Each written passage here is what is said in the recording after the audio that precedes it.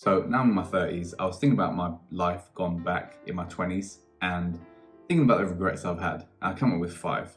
Now, fortunately, there's not a lot of regrets, so that's a good thing. But if I really dig deep, these are 5 things that if I could go back and redo my 20s, I would like to incorporate these things. So hopefully this is something that you guys can pick up and learn and maybe implement if you're still in your 20s, and maybe if you're still in your 30s, then maybe you could have done this as well. We can regret this together. So number 1 on the list is not living abroad, at least for a little while. See, I always had the idea of moving to like Barcelona, living there for a while, maybe getting a job there, or maybe being able to kind of live off the savings that I had and just explore that kind of area of the world. Don't get me wrong, I've been to Barcelona as well, but it doesn't have to be just that place. It could have been anywhere in the world. I just stayed in London pretty much my entire life. I went to university, that was in Bournemouth, and then when I came back, I just stayed in London. And don't get me wrong, for a young single man, London is excellent to live in. It's a great place. You meet a lot of people. I met my wife there, and I've met like loads of other people there. All my friends are there. It's fantastic.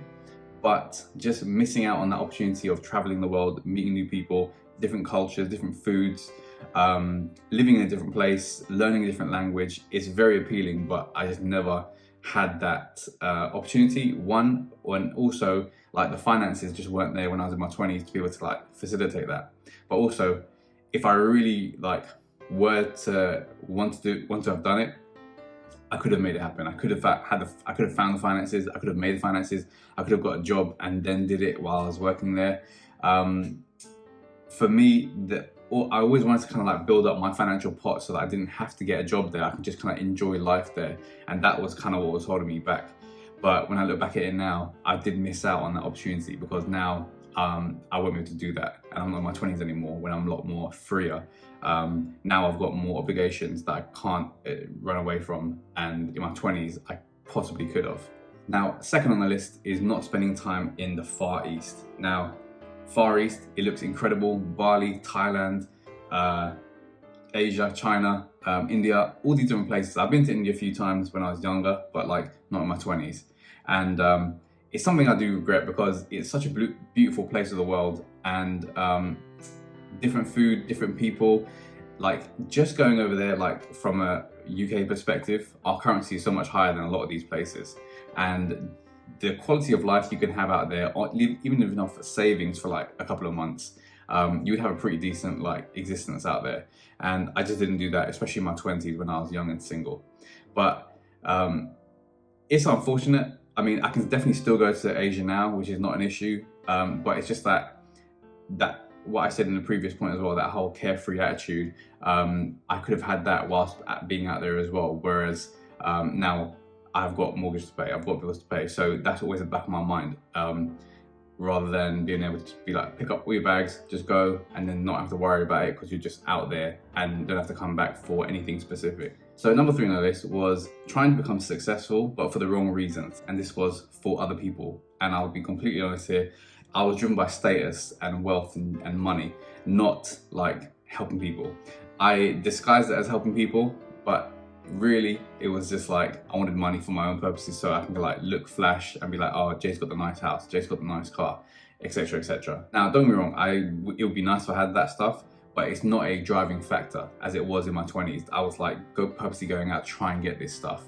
Whereas now I've realized like just having my comforts met, so like my bills paid for, my house paid for, being able to like drive a car just in general, being able to travel every now and then, having like that kind of life is way more appealing now. Whereas in my 20s, like the way you see it in your 20s is like everything's fast.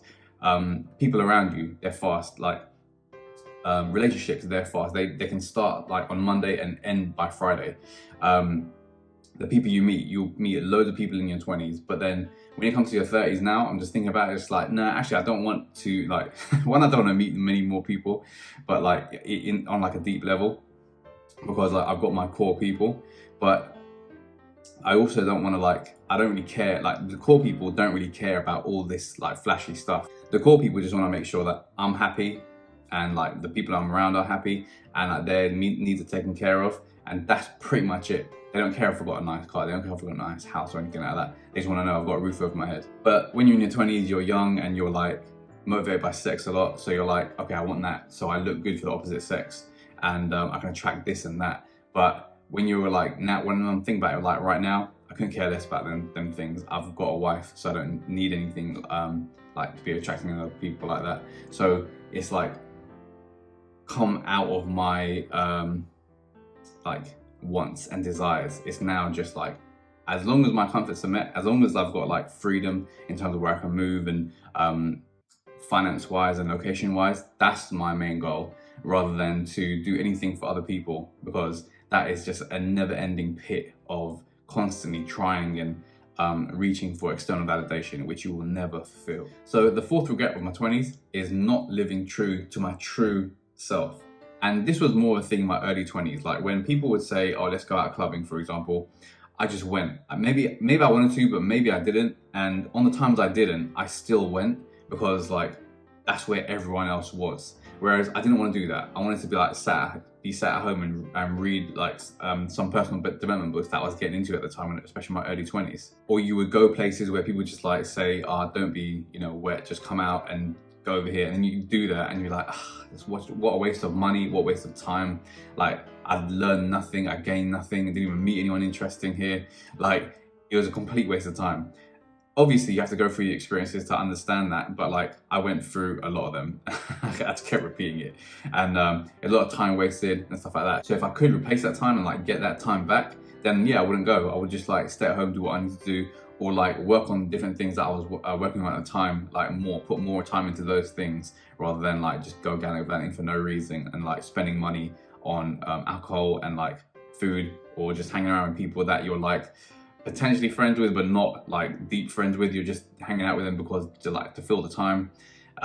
Especially in my early 20s, that was the case. But as time moved on in my later 20s, that kind of like shrunk a lot, and I was much more better able to kind of say no to people in a nice, polite way. And then by doing so, you kind of like set your boundaries, and people know not to even ask you on the next situation. But like until then, you just kind of have to like go through it until you're like, you know what, I'm had enough of this, and this is like boring. It's not what my life, it's not what I want my life to be like.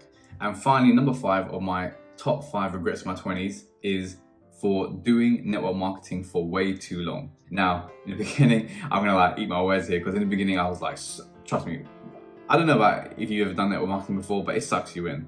And I was definitely deep in the trenches. I quit jobs because I was like focused on like building my business and network marketing business.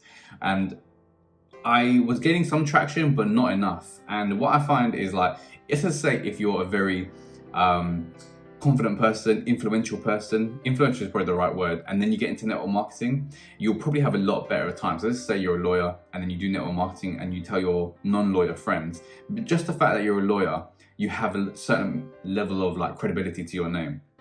Now, if you reach out to people and say like, look, I'm doing this thing, it's really working, I think you should do this with me.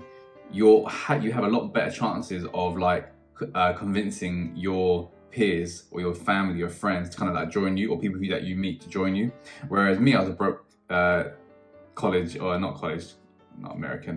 broke university student, and I was like doing network marketing, and it's just like no one wants your lifestyle.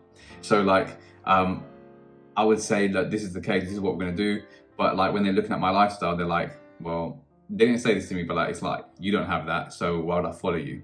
Whereas if someone was successful already and then they went into network marketing and then they made a business out of network marketing, they'll be like, okay, it clearly worked because this guy is like legit. So I mean, my network marketing experience, I was with 2 companies, and with the first one, I just kind of like fell out of love with it because I wasn't using the product. The second one, I was using the product, but then they changed the product, and I was like, this is like feeling like the rug has been swept out from underneath my feet. And I don't know if you've ever had that situation, but it's just like, it came to a realization, like I was hopping around from network marketing company to network marketing company, and then I realized, actually, I have no control. If they can change a product, they can decide that the company doesn't exist anymore, and it's not actually my business. They frame it like that, like to start your own business. And in a way you are, because you're marketing yourself, you have to sort your own taxes out. It's more of a self-employed position, really.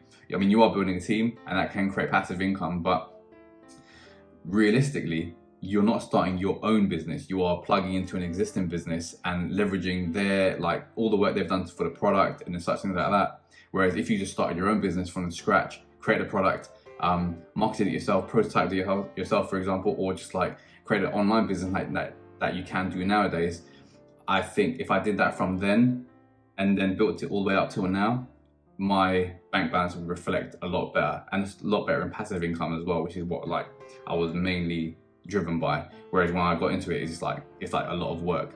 Passive, it's not really a passive income; it's a lot of active income. So like if you were to look back on the videos on my channel right now, like the top 20 videos, for example, like from this one backwards, you'll see those different online internet-based business ideas. And if I just started one of those 10 years ago when I started network marketing, like that time would not have been wasted, and I would have probably been a lot more successful in one of those areas rather than wasting my time with like that. And don't get me wrong, I got a lot of personal development out of it, a lot of people out of it. Saying that, I don't speak to hardly any people though, but during that time it was great. But yeah, if I could rewind time and not do that entirely and just focus on something else, then I definitely would, because it is a lot of time and energy and money spent going on trains, meeting people just to be rejected, not just to be like no one turn up. It's like a lot of hassle for not as much a return. Whereas if you start internet-based business, you don't have to leave your bedroom. You can just work and constantly like keep chipping away at it, and eventually it will bring fruit. Something will give, and then you'll get your break, and then you can like capitalize on that. So like I said, fortunately I don't have many regrets, because I've kind of lived true to myself a lot of the time, apart from very small periods.